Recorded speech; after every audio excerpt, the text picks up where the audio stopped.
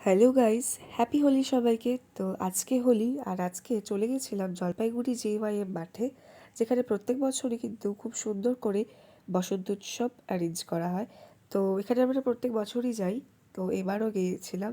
তো টিকিট কেটে ভিতরে ঢোকার পর এখানে আমরা সবাই আবির খেলছিলাম। তো বাড়ির থেকে তো আবির লাগিয়ে যায়নি, ঠাকুরের পায়ে ছুঁয়েই চলে গেছিলাম।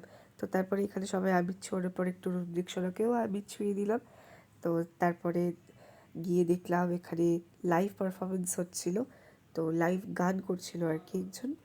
তো তারপরে এখানে বেশ ভিড়ও ছিল, আর খুব সুন্দর একটা ওয়েদারও ছিল সেদিন।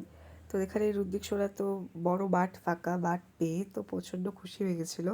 তো এদিক ওদিক দৌড়চ্ছিল আর দুষ্টুমিও করছিল, একটু প্যাকেট এদিক ওদিক পড়েছিল ওটাকে নিয়ে।